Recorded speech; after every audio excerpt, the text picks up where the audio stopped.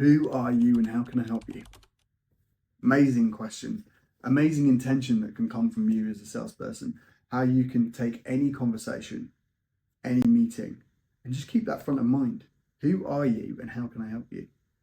When you have that at the core, your actions are going to change. Your nervousness is going to change. Your energy is going to change. Because what's the opposite of that is, who am I and how can you help me?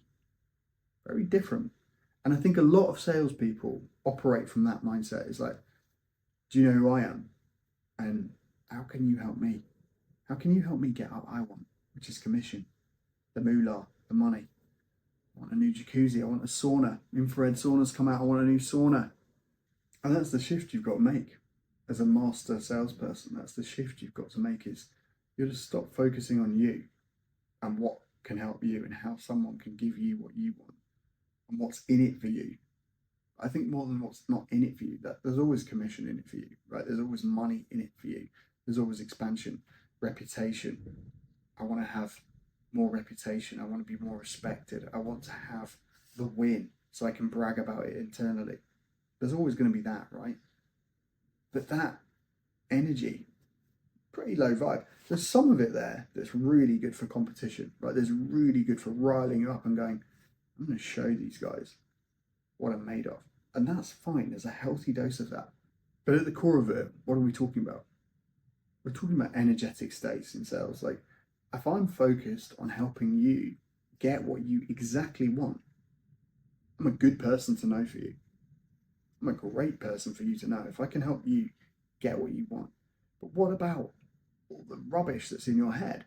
What about all the limiting beliefs? What about all the fact that you think I'm trying to sell you because I'm going to get commission, or I'm going to get respect internally, or I just want to close you because you're a big brand and that's going to be amazing things for my business? It's like, it's at loggerheads. It's in conflict with what I'm trying to do, which is help you. So how can I help you? Well, first I need to influence you. How do I influence you? Well, first I need to find out what's going on. So how do I find out what's going on? Well, I've got to ask you. Because really, sales is all about change. It's all about the transfer of belief. If I believe that I know how to solve you, I'm the trusted consultant. But at this stage, I'm not anyone. I'm just a guy on the phone or in your face going, hey, if you've got some business, I'm sniffing around. Is there something we can do here? Because I'm going to retroactively fit what I've got into what you need. No, that's what the fear is. It's like, if I pick up the phone or I have a meeting with you, you're going to try and sell me on what you've got because that's going to make you money and I don't really need it. But that wouldn't work very well, would it? That wouldn't be a world worth living in. It would be full of dodgy partnerships and just stuff that doesn't work. No one would do any business if that was the case. The fact is we know that that's going on and it reeks of desperation. It's not nice to be involved with. But we also know that excellent business is done and that there are top salespeople that will sell in any economy. But how do they do it? Because they're not tricking people. People aren't stupid. They know and see you coming a mile off if you are like that. If you're a shark type seller, they see you coming a mile off. You're not going to get any business done. Or you're going to do some business, but you're never going to do business again with that person. So people aren't stupid. So what happens with top salespeople? How do top salespeople take the same situation and get the person to really basically book their biggest order yet? How does that happen? How does something like that happen? That happens because you understand the dynamics of what's at play here. It's all about change, it's psychology, human behavior. That's what it's about. And the fact is I'm trying to say you need to change. Change why? Change to get what I've got. If I just say that to you, you're going to oppose that view. You're going to be quite resistant. But I don't need to change. Okay, well, what would help you change? Well, it would help you change if I could identify a problem that you have, and then I can show you how big that problem is. So that you like, well, actually, I don't want this change. It could be anything. It could be like, if you keep eating donuts and Jammy Dodgers and snacking on snacks, you're going to get diabetes. And it's going to come sooner than you think. And this is what it's going to look like. Or you could take this green mix and you could start getting the right supplements into your body on a daily basis. Very easy. It's all in the same formula. It's 52 different ingredients. Boom, boom, boom, boom. You can have this and we could prevent that. And you're decreased by 70%. But if I just say that, start at that point, the person's going to be like, well, no thanks. I've got these habits where I like eating donuts, actually. I like who I am. They're resisting. Maybe they don't like who they are, but they're not going to agree with you. Like, oh, yes, thank you. You really revealed to me that I should be eating green supplements and more magnesium in my diet, whatever it is, vitamin D, like whatever story it is that you want to push, they're not going to buy into that yet. Else they do it. Why don't they do it? Well, because the pain of change is not as much as the reward of changing. So you've got to make the pain of change a lot bigger. You've got to find that pain point and push on it. But how do I find the right pain point? Well, I've got to ask the right questions. I've got to be able to explore. So you become this person that can investigate and find problems from them. It's a bit like I have a problem right now.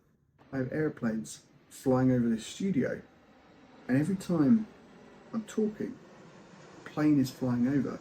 So if someone wanted to sell me, right now I've got a pain point, so I'm on it. But what we need to highlight is the fact that over the time that I record, how many times a year am I going to do this? How much time and stoppage is this costing me? What's the efficiency and value of my time? If this stops me 20 minutes per recording, what is that across a year? And what's the number of value that I could have got? And what's the ROI on actually spending some money on some more soundproofing to get the plane noise eradicated forever?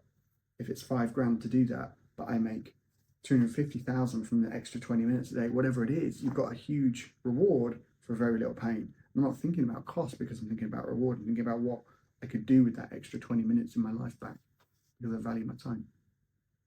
It's that, right? So I've got to push on the pain point. Find the pain point, and you're only halfway there. Finding the pain point is the skill. And the skill that is to be able to get in there is you've got to be able to help them understand through questions, the right questions to help bring down the resistance in the room, bring down their resistance, because they are thinking, hey, you're here to push some product that I don't need on me. And everyone calls me all the time, every day, trying to push product, trying to push services on me. I'm a busy person. Got stuff going on. Don't really need this. You've got to reduce resistance. So how do you do that? Well, there's a few ways. But firstly, a really good way is if when they object and they're like, hang on, and we can use this sound example. Hang on, $5,000 for a soundboard. How do I know it's going to reduce the plane noise? Like, why do I really need this? Like, I'll just record at a different time of day. I don't think I need to spend $5,000 on soundproofing my studio even more. It's not a big deal. They're objecting, right?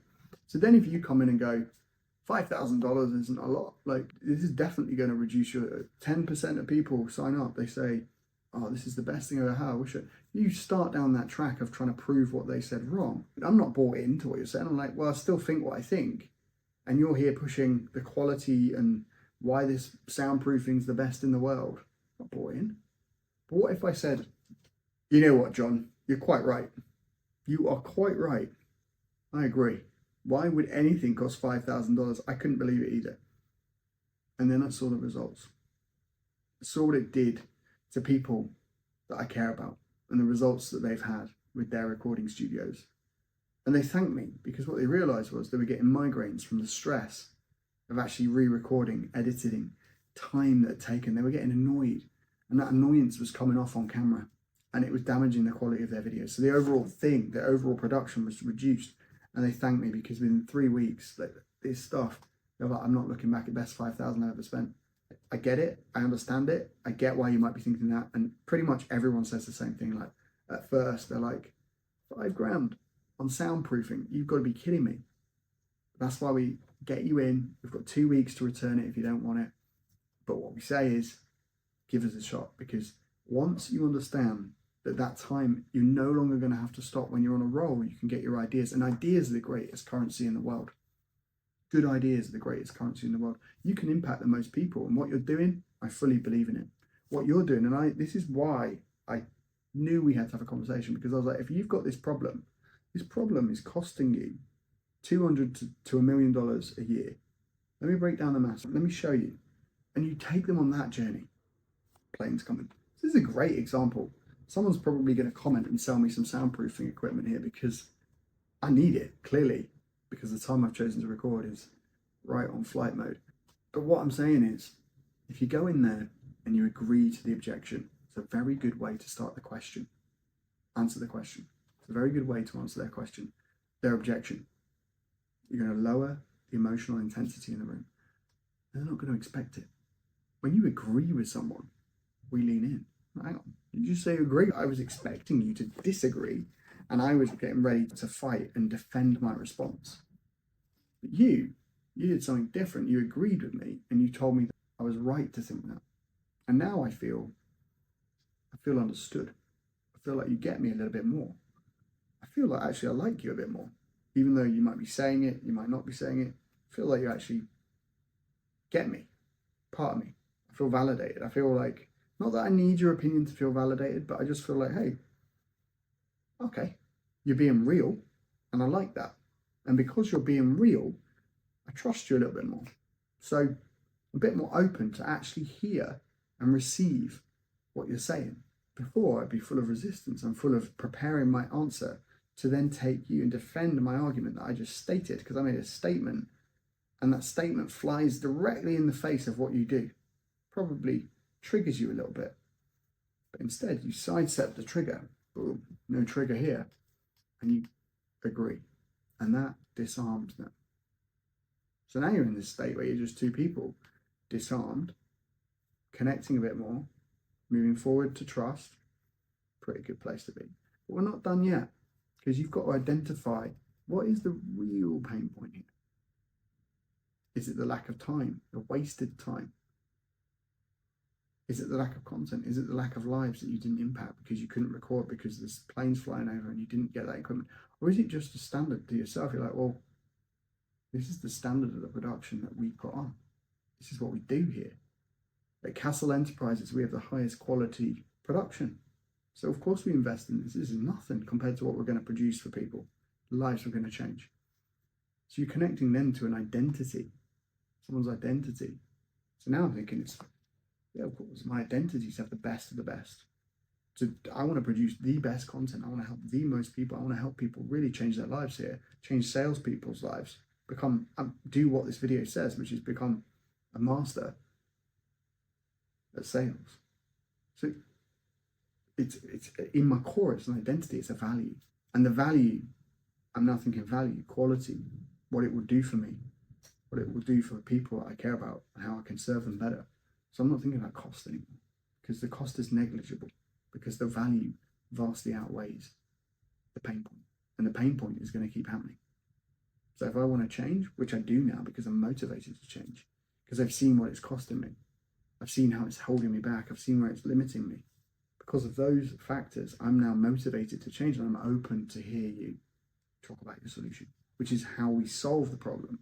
But that's only if I've got the right problem here, and I've poked it and I've pushed it and I've made it real. Right, how does it feel actually to have a migraine every day because you're stopping and starting, you're trying to concentrate so hard and focus, and you're pretty annoying, isn't it? Yeah, it is. Well, what if that could not be your experience? How could that be possible? Just like this, John. Bang, bang, bang. Quality solution. Testimonials. Definitely testimonials. You want to hear from people that are like you, who've been in your situation, who are backing it up why this is the best. Like the diabetes example. Well, which greens should I take? Because there's a lot of supplements out there. I happen to believe that they're not very good, that they just do a little bit of the thing they should be doing, but they're not the full recommended daily dose, because that would be too expensive, or it wouldn't be possible to put it into a green. It wouldn't taste very good. How can I trust you? Well, I validate that from people I trust in the marketplace.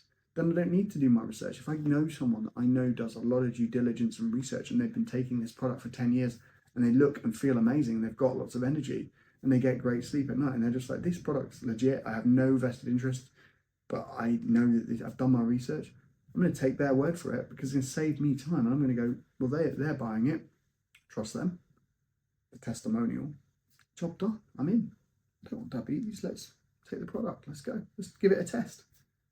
And because you've got a 30-day cancellation clause or a 30-day money-back guarantee, decrease the risk already.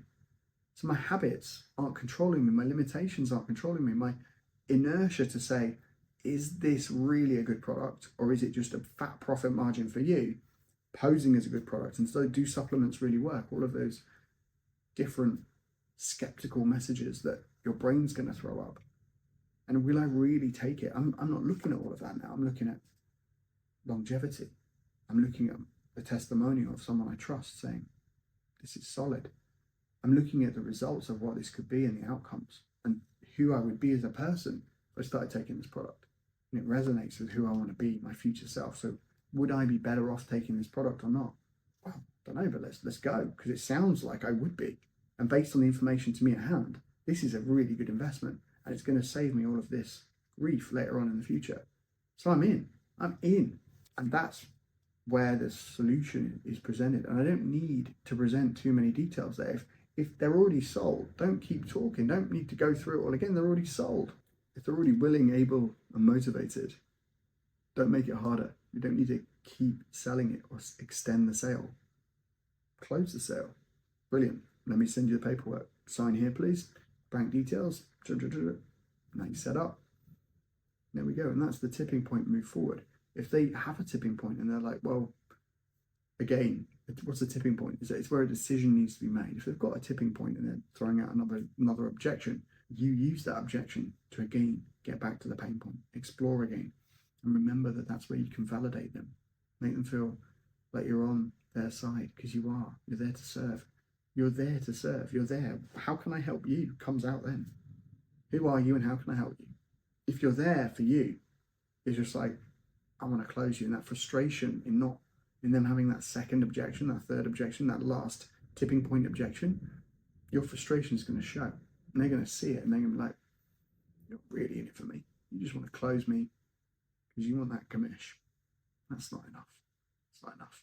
So the real good sellers, the real top sellers are there because they're there for the right reason. They're there to focus on giving them the absolute right solution. And if they get the sense that, look, what we've got is probably not right for you, I'd recommend this, and this. They're not scared to keep recommending somewhere else to go. They're not scared to lose business because it wasn't right. They want to win business because it was right, and they want to get those kind of testimonials. And around it goes. Because I know that if I place the right product that fixes your pain point and I over-deliver on that, you're going to tell other people about it. You're going to be absolutely bought in and loyal, but you're going to be a raving fan. And that's what I want. I want hundreds of raving fans from this, because they're going to bring me thousands of new potential leads. So therefore, it's my duty, it's my responsibility to give you the right thing, to give you what you need as the trusted advisor, as you brought down your guard, as we built this relationship. The relationship is so important, because that's what we've got is here is now a long-term relationship. And finally, once the sale is done, depending on how big it is, you want to go and celebrate and give them something. Give them a gift, move it forward.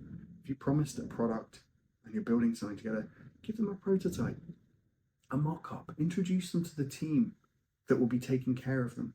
Introduce them, get them further along the process. Show them a draft, show them a structure, an outline of what you're going to do. Give them a 30-day plan. Like, this is what's going to happen, when it's going to happen. Here's your new team manager, who's your account manager. It brings the thing forward and makes progress, because what is human nature? After we've made a large purchase, what is human nature is we can sometimes start doubting ourselves. We can go, do I really need this? Should I have bought that massive hot tub and infrared sauna right now? Is that what we should be doing? The news says it has a recession coming. Should I really be doing that? Oh, I know there's health benefits, but I could do without it for another year, and you start doubting it. And that's like a post-sale blues. So you are going to circumnavigate that before it happens, because you're going to be there like organizing and implementing the things that you've sold. Right, we're going to come around here, and here's Debbie. She's going to hook you up. Here's Debbie. She's going to hook you up with the right things. And that is how you close it off, so that you don't ever get near those post-sale blues. You implement, you progress, you build a relationship, you celebrate, and you create raving fans. And that's it. That's job done. Few points there for you to devour on sales mastery.